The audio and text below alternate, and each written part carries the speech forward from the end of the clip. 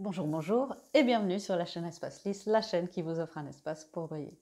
J'espère que vous allez bien, que vous passez une bonne semaine. Vidéo du jeudi aujourd'hui. J'étais très contente quand mes guides m'ont dit que c'était ça qu'on faisait parce que j'aime bien les tirages d'amour. C'est les messages pour septembre, les énergies de septembre en amour. Alors, pourquoi? Parce que ça va peut-être nous permettre de comprendre un petit peu et d'anticiper certaines énergies, parce que ce mois de septembre a l'air un mois de changement. On me dit de prise de conscience, donc vous voyez, c'est peut-être pour ça qu'on me demande de faire cette lecture. Alors, j'ai divisé en 4 semaines, donc on verra ce qui se passe. Ici, c'est encore pas tiré. Il y aura quelles blessures peuvent ressurgir. Comme ça, on anticipe, on n'est pas après en position fœtale, en PLS, pendant ce mois, s'il y a quelque chose, on sait qu'il y a des prises de conscience à faire par rapport à ça. Et quels sont les archétypes qui peuvent nous confronter dans leur aspect plus sombre cette semaine. J'ai tiré 4 archétypes. Alors ça ne veut pas dire que vous allez correspondre, que vous devrez examiner ces 4 archétypes. Je pense que vous allez en choisir un. Vous sentirez qu'il y a quelque chose qui vous parle plus. J'ai pris 4 parce que pour que ça parle au plus de monde possible au collectif. Parce que oui, c'est un tirage général, hein, vous prenez ce qui résonne en vous et vous laissez de côté le reste. Si vous désirez ce genre de lecture de manière privée, bien sûr, vous pouvez me contacter et puis on peut en discuter. Ok, alors c'est parti. On va voir du coup quel est le thème principal pour ce mois de septembre pour nous tous en tant que collectif. Et ben voilà, le pendu, prise de conscience. Ça ne veut pas dire... Alors il y a une énergie, je sens, hein, de début de mois, c'est ce qu'on dit, un petit peu coincé, mais ça se fluidifie, ça s'assouplit au fur et à mesure du temps qui passe. Mais c'est important d'avoir les prises de conscience nécessaires, me dit mon guide, euh, nécessaires et utiles pour votre développement personnel. C'est un grand thème, bien sûr, pour avancer. Et dans votre développement spirituel. Les prises de conscience que vous aurez, plus tôt elles seront prises, plus vite elles seront mises en action. Donc voilà, on verra lesquels seront mis en exergue, mais il y a déjà quelque chose qui se fait. C'est la force aussi de prendre conscience de certaines choses. Je sais que ces cartes-là, elles peuvent être un petit peu confrontantes, hein, des choses qu'on n'a pas forcément envie d'entendre parfois. Euh, mais c'est une force spirituelle, c'est une force humaine aussi de se dire, ok, je dois prendre conscience de ça.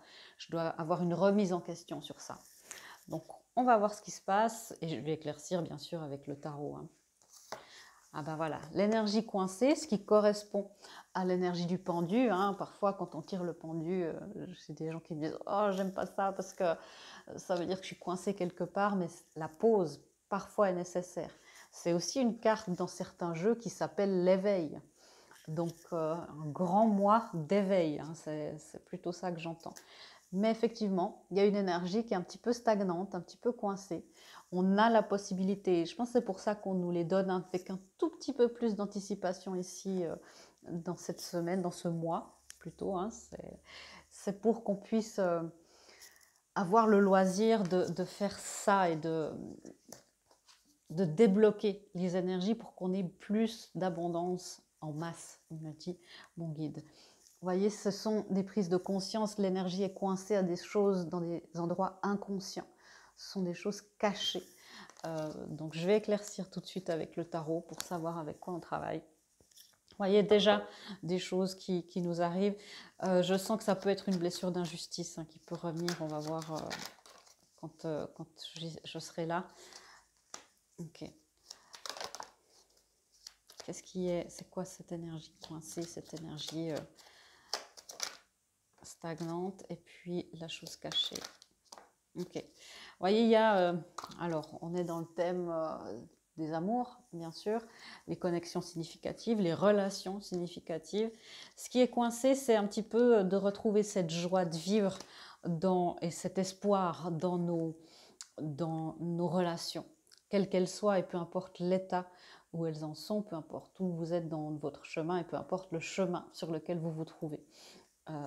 C'est pas un tirage spécifique aux flammes jumelles, hein, donc tout le monde ça peut correspondre vraiment à tout le monde, que vous soyez déjà en couple, que vous cherchiez, voilà, ça aussi je voulais préciser. Ce qu'on a ici, c'est qu'il y a une énergie qui aimerait aller vite, mais qui aimerait aller trop vite sur certains aspects. C'est l'énergie en nous qui est encore coincée, c'est où on a un peu de la peine à se faire confiance et où on n'est pas fiable. Ok, c'est intéressant. Alors, je disais, c'est pas forcément. Voilà, c'est là où on a nos résistances. C'est là où on a nos résistances, où on se méfie des choses qui peuvent aller bien. Ok.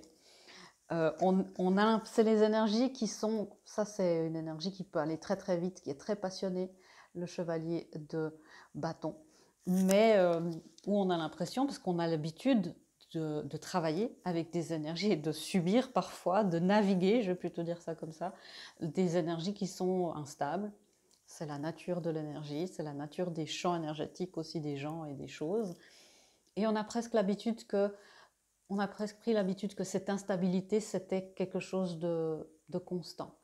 Et ce qui nous fait peur, et ce qui nous fait qu'on est un petit peu coincé en ce moment, c'est qu'on ne se rend pas compte que toutes les choses peuvent bien aller. Et on a une résistance, on se méfie quand les choses commencent de bien aller. Ça, c'est pour une partie du collectif. Si vous êtes dans cette énergie qui commence bien à aller, et il y a une autre partie où vous sentez que ça ne va pas aussi vite que ça aimerait, que vous aimeriez, que ça devrait, voilà, je vais arriver à faire ma phrase, et que vous dites mais je récupérerai jamais ma mise, je récupérerai jamais tout ce que j'ai donné, tout ça c'est du flan, tout ça voilà, j'y crois plus. Et c'est l'énergie qui vous coince, c'est là où cette joie est coincée. Et en fait c'est un cercle vicieux parce que la joie, c'est ce qui fait que l'énergie se débloque. Et si vous vous dites je ne peux pas avoir de joie avant que les choses se débloquent, ben là c'est là où le serpent se mord la queue.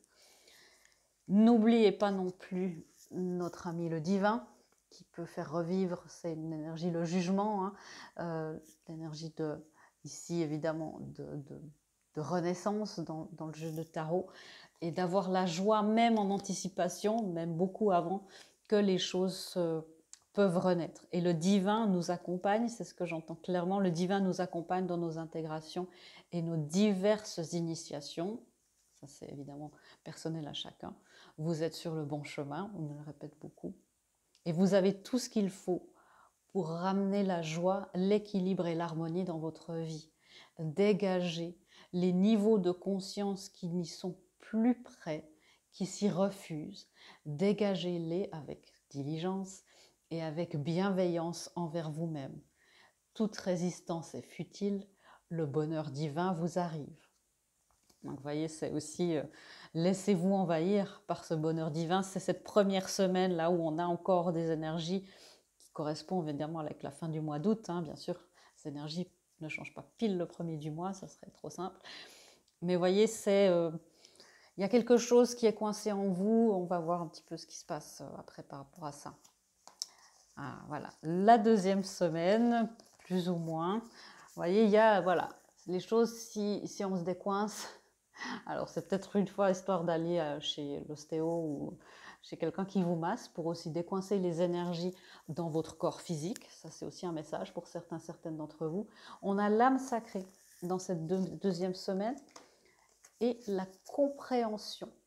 Donc, vous voyez, ça suit bien, hein, prise de conscience, quelque chose est coincé, où est-ce que c'est? Ah, je commence de comprendre où c'est. Voilà, le masculin sacré. Les féminines qui sont plus dans une polarité dominante, on va dire à dominante féminine, où elle est votre compréhension du masculin sacré? Et là, je parle évidemment du masculin sacré à l'intérieur de vous, avant toute chose. Si vous avez passé cette étape, bah, pensez au masculin autour de vous, mais avant toute chose, c'est le masculin à l'intérieur de vous. Où elle est cette compréhension? Est-ce que vous comprenez comment il fonctionne? Est-ce que vous comprenez ses besoins, ses forces, ses faiblesses, ses vulnérabilités? Est-ce que vous comprenez son intuition, l'intuition masculine dont on parle peu? Donc vous voyez, c'est ça qu'on aimerait vous dire. Il y a des prises de conscience par rapport à ce masculin. Alors, qu'est-ce que c'est? Ben voilà, les prises de conscience, la compréhension, qu'est-ce que c'est? Que le masculin est aussi un être qui a été très très blessé. Que le masculin blessé, il est extrêmement... J'entends le mot, il a été ravagé aussi. Comme la féminine a été blessée et ravagée et humiliée, non, il y a eu beaucoup d'humiliation. Le masculin a été ravagé par aussi les affres du patriarcat et de la domination. Le masculin, il n'y peut rien en fait. C'est pas à eux la faute. Donc cette compréhension-là est de rendre l'innocence du masculin au masculin. Ils sont aussi des enfants de la création, ils ont aussi une âme sacrée. L'âme sacrée est une partie, le masculin fait partie à 50% de l'âme sacrée de la source. Il y a la féminine, il y a la déesse et il y a le Dieu, sans aucune religiosité bien sûr, mais c'est ça. Et c'est les prises de conscience qu'on a par rapport à ce masculin, d'avoir une compassion, une vraie compréhension par rapport à ce masculin à l'intérieur de nous. Que le masculin cherche aussi à s'éloigner des choses qui ne sont pas fiables à l'intérieur de lui, à l'intérieur de nous tous et toutes. Que le masculin aussi a envie d'amour, d'amour simple, harmonieux. Que le masculin, il a envie, il est romantique. C'est de tordre le cou, c'est ce que j'entends, à toutes ces idées préconçues sur les hommes, bien sûr en particulier, et sur les masculins en général, sur la polarité masculine en général. Qu'il y a une partie de nous, voilà, qu'il y a une partie de la création qui ne veut, ça voudrait dire, si on se dit ben, les hommes sont comme ci, et puis les masculins sont comme ça voudrait dire qu'il y a une partie de la création qui ne veut pas d'amour, qu'il y a 50% de la création qui ne veut pas de l'amour. C'est impossible. Tout le monde veut de l'amour. Le masculin aussi veut s'approcher d'une féminine qui est dans la compréhension. Ils ont besoin de ça, vraiment. On a tous besoin de cette compréhension et que parfois le masculin répond d'une autre manière à ses blessures. C'est aussi une compréhension qui est importante, de comprendre que les féminines vont peut-être devoir en parler, verbaliser leurs émotions. Et les masculins, ça sera autrement. De verbaliser cette envie, ses faiblesses, ses réactions, de manifester ses blessures. Un masculin, la polarité masculine, c'est homme ou femme, c'est de se replier sur soi et de dire je vais me mettre dans ma caverne et puis ou de se déconnecter de son corps émotionnel. Ça, c'est aussi de comprendre que ça fait partie de la réaction des gens, que l'ultra-indépendance, c'est aussi un signe de trauma. Je vais encore clarifier ça. Voyez, c'est que pour manifester ensemble, et on nous demande vraiment de réfléchir à ensemble, en termes de famille d'âme, de famille spirituelle, de famille terrestre aussi, de famille génétique aussi, de pouvoir réfléchir à tout ça, de prendre conscience que le masculin, bah, sans le masculin, il n'y a pas de création, hein, et de pouvoir arriver à cette illumination ensemble. Ouais, vous voyez, c'est des belles choses qui se passent dans ce mois de septembre. Hein. L'âme sacrée est intégrée dans les deux polarités. Et les deux polarités forment l'âme sacrée, me dit mon guide. Ok, et cette troisième semaine, ah ben voilà la sexualité sacrée, une fois qu'on a compris que la création et que bah, ça se fait à deux, que tout se fait à deux, que de l'union intérieure naît l'abondance extérieure, n'est-ce pas? Eh bien, la sexualité sacrée, la création, la procréation. La procréation, ça veut aussi dire ce que ça veut dire. Hein. C'est qu'on est proactif dans cette création. Que ça ne se fait pas comme ça. Alors on le sait, pour faire les bébés, c'est assez naturel. Mais pour manifester les choses, voilà, il y a quelque chose. Et vous voyez, ces prises de conscience, les choses cachées, qui ne font pas plaisir, hein, des choses un petit peu qui sont stagnantes, derrière le masque, on en a encore. Ça revient hein, dans le courant de ce mois. Allez derrière le masque de votre âme, car derrière le masque de votre âme se trouve l'abondance, l'illumination, et non la confusion. Pourquoi? Parce que voilà, derrière le masque, il faut aussi admettre que parfois on est perdu, on est confus. Et c'est une troisième semaine où il y a peut-être des confusions, mais finalement, Véronica, c'est quoi ces polarités? Ça me sert à quoi dans ma vie? Je comprends plus, voilà, ça m'ennuie. Ok, qu'est-ce qu'il y a d'autre derrière le masque? Bon. Et là voilà, la blessure d'injustice qui risque de ressortir cette semaine, ce mois, pardon. Derrière le masque, c'est aussi vous dire, pour celles et ceux, vous dire, ben, est-ce que c'est vraiment une sexualité épanouie et où on est bien? Et bien sûr, ça, la réponse est propre à chacun et chacune, il n'y a pas de jugement. Quand on a beaucoup trop d'options, est-ce qu'on peut construire une sexualité sacrée en un soir? Alors ça, chacun peut le répondre. Une sexualité sacrée à deux dans un couple, bien sûr qu'il faut plus qu'une fois. Si vous décidez d'explorer votre sexualité sacrée seule, avec plusieurs partenaires, c'est aussi possible, mais d'avoir la conscience, encore une fois, la prise de conscience que c'est ce que vous faites et que vous allez dans le sacré de la création par ce biais-là.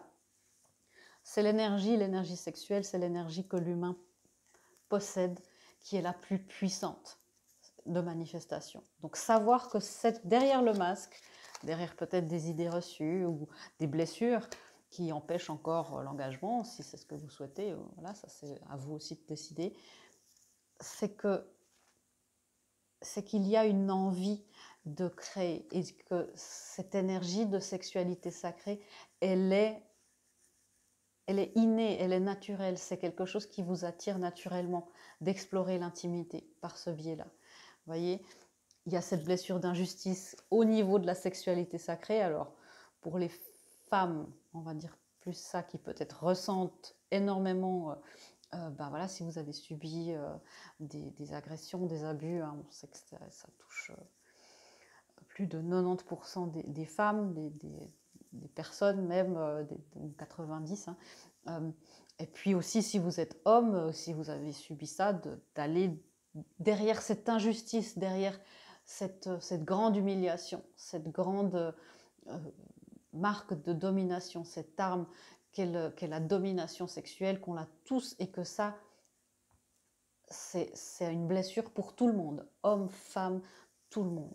Et c'est de prendre cette conscience, de dire, bon, ben, il y a eu des moments où ben, j'ai été agressée, il y a des moments, et là on parle aussi au niveau des karmas, où on a été agresseur. Et de comprendre que dans la libération de ces énergies qui stagnent, qui sont là, on a tous notre rôle à jouer. Et c'est à nous d'examiner notre rapport, en cette 3e semaine particulièrement, à la sexualité sacrée. Et où est-ce que ça coince et où c'est peut-être qu'il y a des traumas qui sont un petit peu invisibles. Et puis on a ce fameux 4 de bâton, la stabilité, bien sûr, les flammes jumelles pour d'autres. Derrière le masque, il y a une union sacrée qui vous attend. L'union sacrée avec vous-même est primordiale, bien sûr, si vous ne désirez pas de couple sacré. Si vous en désirez un, derrière le masque, il y a tout ce qui vous bloque encore dans le fait de manifester ce couple sacré, de le faire aller de l'avant, cette union peut-être qui vous attend. Derrière le masque, il y a ça. Quelqu'un peut-être se dit non, mais peut-être que je ne suis pas dans une relation, moi j'ai pas envie de ça, Véronica, j'ai pas envie de me stabiliser. Allez derrière le masque, allez voir votre rapport aussi à la sexualité.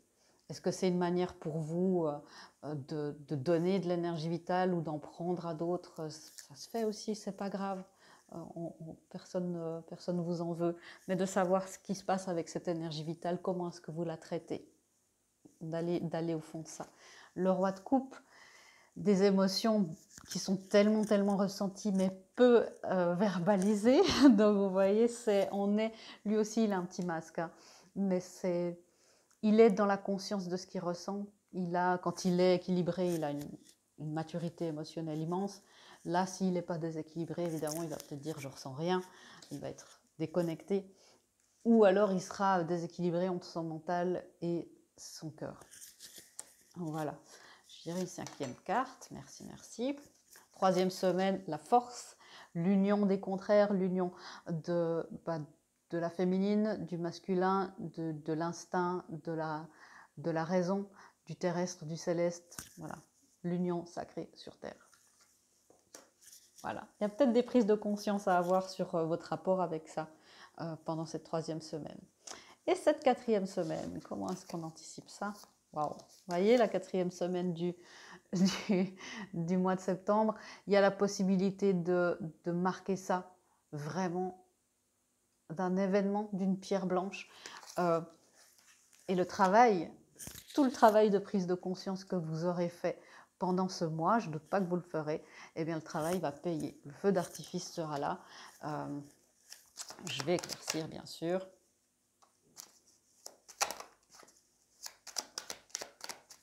Je vais directement tirer plusieurs cartes.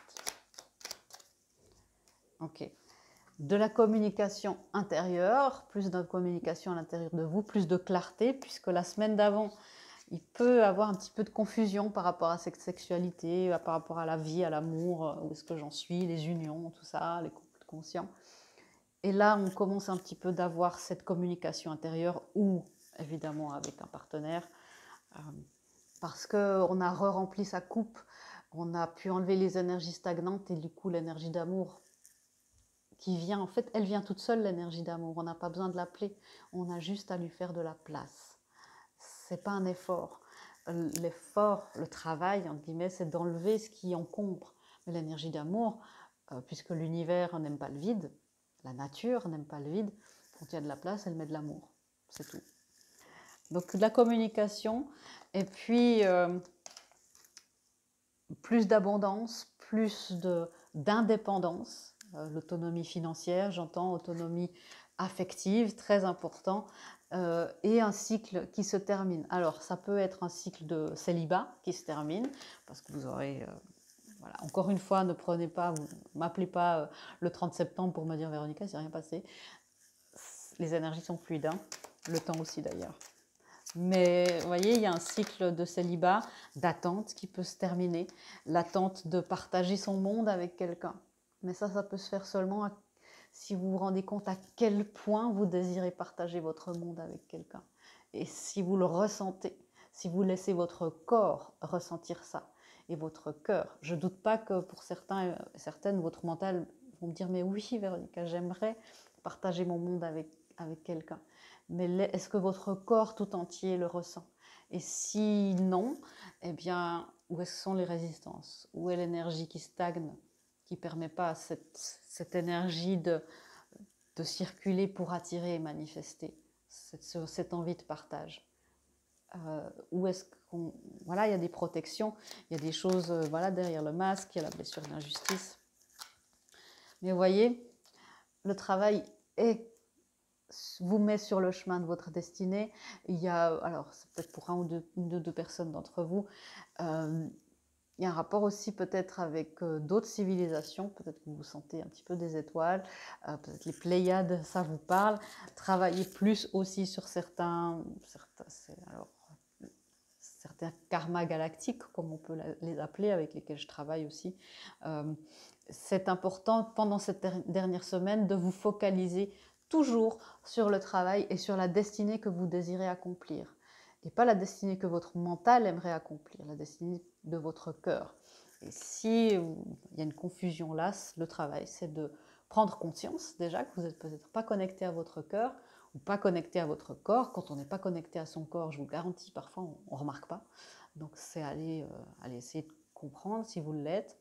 Et puis après, de laisser votre cœur et votre corps, votre âme, qui s'exprime à travers votre cœur et votre corps, avancer. Et ressentir et vous dire, ah, la destinée, elle est là-bas. Votre âme, elle s'exprime à travers votre cœur et votre corps. Rarement, très très très rarement à travers votre mental. Et puis, il est où ce charmant monsieur? Je l'ai vu tout à l'heure, le roi de coupe, voilà. Le roi de coupe nous dit coucou à la reine de coupe, et puis vous voyez que je les ai mis d'une manière où ils peuvent se regarder. Donc les prises de conscience aussi, c'est que peut-être qu'il y a quelqu'un juste en face de vous, ou que vous voulez depuis un moment, il sera peut-être le temps de déclarer votre flamme si vous le désirez. Pour les féminines, vous voyez, levez la tête, il est peut-être juste là, ou elle est peut-être juste là, et d'ouvrir, encore une fois, d'ouvrir votre cœur pour le tourner vers l'amour divin, vers la création. Ok, encore une carte. Non, très bien. Alors, on a vu les blessures qui peuvent surgir, l'injustice. Est-ce qu'il y a encore une autre blessure? Les peurs de toutes sortes. les illusions. Et c'est là où on vous demande de prendre conscience où est-ce que vous baignez dans l'illusion. Si vous me dites, non Véronica, je sais très bien ce que je veux, réexaminez ça. Est-ce que c'est une illusion? Est-ce que c'est votre mental qui vous le dit? Si vous dites, mais je sens dans mon cœur et dans mon corps, je vibre ce que je veux, je vibre ça, ok. Mais si c'est votre mental qui vous dit, ok, ou votre peur, dire non, je suis pas prêt, je suis pas prête, vous voyez, c'est ça. C'est des grandes, grandes peurs liées à l'amour. La peur de l'engagement, hein, ça peut être la peur d'être enchaîné. Il y a des chaînes hein, à ce couple. Être enchaîné à un couple, les peurs de la sexualité sacrée, s'il y a eu des mémoires et des traumas à ce niveau-là, tout ce qui vous fait extrêmement peur par rapport à l'amour, et on n'en a pas encore complètement conscience, hein, donc je vais éclaircir ça encore un petit coup, mais on me dit que c'est pas nécessaire. Ouais, c'est ça, juste le message pour vous dire, le faire ça libère et ça ramène le soleil et ça ramène le bonheur et ça vous ramène dans votre souveraineté. Ça guérit votre enfant intérieur, vos karmas, ça guérit énormément. Ok, les archanges, j'allais dire, les archétypes. Vous voyez, il y a Midas, celui qui transforme tout ce qui... Voilà, l'homme généreux qui transforme tout ce qui touche en or. Et le miser, c'est l'avare. Donc, voyez où vous êtes peut-être avare. On parle de l'archétype qu'il faut examiner dans l'ombre, hein, bien sûr. C'est de le ramener dans la lumière. Dans l'ombre, c'est justement d'être avare de ses émotions. Ou si vous êtes un petit peu, en ce moment, avare, c'est un grand mot avare, hein, un petit peu prudent, on va dire, avec aussi votre argent. L'argent et l'amour sont des énergies qui sont très très proches. Si vous avez une peur obsessionnelle de perdre l'amour, si vous êtes avec quelqu'un, voilà, ça c'est la dépendance affective, la peur obsessionnelle de perdre quelqu'un, voilà, blessure d'abandon, de rejet, ou de perdre votre richesse, d'être détroussé peut-être par quelqu'un, ou voilà, la peur de devenir pauvre. Vous êtes dans cette énergie d'avare, de ne pas être conscient de ce qui se passe avec l'argent et l'amour. Arriver dans la lumière, c'est être dans la création, dans l'entrepreneuriat, de créer quelque chose qui tourne justement, où tout tourne en or, tout se transforme en or, et aussi d'avoir le plaisir de partager ça avec quelqu'un. Plaisir de partager l'amour, plaisir de partager vos ressources matérielles, émotionnelles, physiques. Et c'est ça où vous devez arriver si vous vous sentez là. Si vous vous sentez dans celui qui trompe un petit peu, qui fait un petit peu des tours, n'est-ce pas? Vous êtes dans... Alors peut-être que vous sentez ça, vous sentez double, c'est dans la manipulation des autres en étant double. Bien sûr, c'est quelque chose dont vous n'êtes pas conscient. Hein. Et manipulation, encore une fois, c'est un grand mot. Donc d'arriver dans cette prise de conscience, évidemment, ça ne fait pas plaisir. Les dépendants affectifs sont des gens très, très manipulateurs. Ça, voilà, je le sais, je le vois. J'ai été une grande, grande, grande dépendance affective, moi, dans une autre vie, j'ai presque envie de dire. Mais la dépendance fait qu'on manipule pour avoir quelque chose. Et ça, l'admettre, c'est déjà un grand pas vers la guérison. Vous voyez, je sais que c'est pas facile. Hein.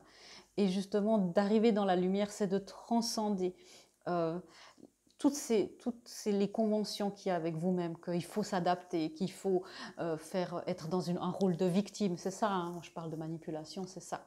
De se placer en victime, cette mentalité de victime, ça, c'est une forme de manipulation qui est inconsciente, je le répète, hein, encore une fois.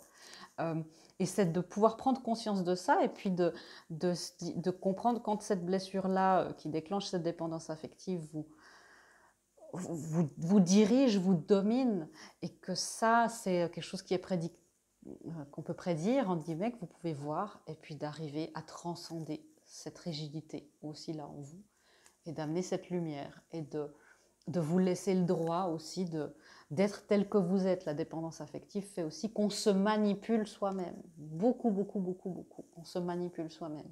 Donc, en se disant, mais oui, c'est pas ma blessure de rejet qui fait que je m'adapte à l'autre. C'est parce que j'aime bien ça. Ça, c'est derrière un masque. Vous voyez, c'est la prise de conscience de ce moi pour vous, si vous vous sentez là-dedans. Ensuite, il y a le fou, parfois qui peut être en anglais, c'est celui qu'on peut un petit peu berner, mais c'est aussi celui qui prend en main. Si vous êtes dans cet archétype un peu dans l'ombre, c'est que voilà, il y a un peu détourner, être dans le sarcasme, dans l'humour pour vous dire non, non, mais tout va bien, je vais pas si mal que ça. Et puis en fait, de dire ok, derrière le masque, est-ce que je suis pas vraiment triste? Et c'est ok. Et puis il y a de quoi être triste, hein. Il y a de quoi avoir le cœur lourd et l'âme lourde juste parce qu'on voit autour de nous et par ce qu'on entend, hein. Donc c'est d'admettre ça. Le fou, c'est aussi celui qui renie sa vérité émotionnelle. Examinez ça si vous vous sentez là-dedans, hein, parce que si vous êtes justement dans le sarcasme, dans le dire ah non, mais moi ça va bien, et puis il y a des gens pires que moi. Voilà, ça c'est détourner l'attention de vous-même. Bien sûr qu'il y a des gens qui sont dans des situations pires que la vôtre, ça ne veut pas dire que vous n'avez pas besoin d'attention et d'adresser, de prêter attention, de valider et de reconnaître vos émotions, vos blessures émotionnelles, vos peurs. On a vu le diable tout à l'heure, vos peurs et vos angoisses face à la situation. Amener ça dans la lumière, c'est de révéler ces émotions comme peut le faire ce roi de coupe qu'on a vu tout à l'heure et d'aider les gens à le faire. Et puis ensuite de pouvoir rire de soi, de l'absurdité parfois, de pouvoir rire à l'absurdité de renier ses émotions. Et puis de se dire, bah voilà, j'étais comme ça, mais c'est un rire bienveillant. Et c'est pas un rire qui détourne les émotions. Et puis on a, je pense que ça sera pour beaucoup aussi, l'archétype de l'amoureux. L'archétype de l'amoureux ce mois-ci. Qui est justement la passion obsessionnelle qui détruit cette passion quand on est dans la passion dévorante, hein. Et justement, encore une fois, la dépendance affective quand on est dans la dévotion qui tourne à l'autodestruction. Donc beaucoup de dépendance affective, bien sûr, c'est un des thèmes quand on est dans les relations amoureuses. Amener ça dans la lumière, ça veut dire avoir une grande passion et une dévotion, mais de ne pas être lié, de ne pas être enchaîné à l'approbation, à la validation de quelqu'un d'autre ou de quelque chose d'autre. De juste vivre ses émotions, d'être dans la dévotion juste parce qu'on a envie. C'est pas parce qu'on a envie d'être dans la validation de quelqu'un ou d'envie d'être reconnu ou bien vu par la société, par notre famille. C'est ça, hein. Beaucoup de thèmes en rapport avec la dépendance affective, donc qui peut être une forme de démence affective aussi, hein, finalement. Ça, non, c'est des grands termes. Je canalise, je prends aussi les mots qui viennent. Mais soyez dans cette... soyez d'abord aussi votre amoureux et votre amoureuse, hein. C'est important. Et 2-3 guidances, justement, pour... ben voilà. Ce mois, lancez-vous dans l'aventure, d'aller à travers vos peurs, d'aller à travers... chercher un petit peu ce qui pique, ce qui picote là. Lancez-vous dans l'aventure. L'aventure de l'amour conscient, de la sexualité sacrée, de la belle communication. Je savoure les merveilles du monde. C'est de ressentir cette joie. Et puis recevoir des anges, hein. N'oubliez pas que vous avez tout ce qu'il vous faut de la part des anges, le soutien, l'amour, les guidances. Tout est là. Donc allez dans la confiance, j'ai envie de dire aussi par rapport à ça. Ok, encore une ou deux guidances. Une guidance pour ce mois-ci de septembre qui s'annonce bien rempli. Bon, quel mois n'a pas été bien rempli depuis plus de 2 ans? Moment choisi. Vous voyez, on vous dit que c'est le moment de faire. Vous êtes prêts pour ces remises en question, pour ces prises de conscience, hein. Maintenant, le moment est favorable pour suivre votre inspiration. Les portes sont ouvertes et nous sommes à vos côtés pendant que vous les franchissez. Ne traînez pas, ne reportez pas à plus tard. Tous les éléments sont mûrs pour votre succès. Tout est en place, tout le monde est prêt à soutenir vos résultats positifs. Bien sûr, c'est votre libre arbitre de vous dire non, cette lecture ne me correspond pas, j'ai pas envie de l'entendre, c'est ok, c'est juste. Les énergies sont là pour vous aider. Le moment est prêt, est choisi pour vous, vous êtes prêt. Ok. Est-ce qu'il y a encore une guidance pour ça? Ben voilà, le tarot. Leur facteur religieux. Alors, on ne va pas parler de religion, bien sûr, mais c'est de nouveau les croyances qui nous enchaînent à quelque chose. C'est parfois ça, hein, un facteur religieux, un dogme qui enferme plutôt qu'il libère. On a besoin des dogmes, bien sûr aussi, ça fait partie de la construction d'une société et d'une spiritualité.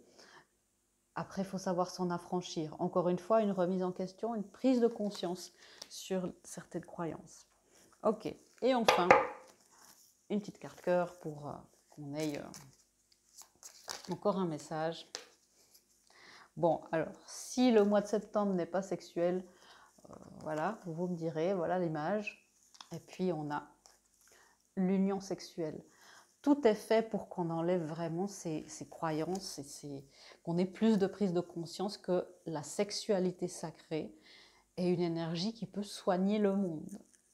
Ça paraît fou à dire, la sexualité sacrée fait naître l'amour sacré, l'amour divin, et inversement, c'est quelque chose qui se nourrit. L'amour divin fait naître la sexualité, et la sexualité sacrée fait naître l'amour divin. Et ça soigne le monde, ça fait des déflagrations comme ça, des feux d'artifice d'amour qui peuplent un petit peu partout sur la Terre. Donc, faites l'amour, pas la guerre, et à prendre littéralement. Honorez l'espace de chacun, là où vous êtes une âme éternelle, là où vous trouverez le vrai bonheur. C'est magnifique. Je vous laisse sur ces douces paroles. Je vous souhaite un magnifique mois de septembre. Je vous fais des gros bisous et je vous dis à bientôt dans une prochaine vidéo. Au revoir.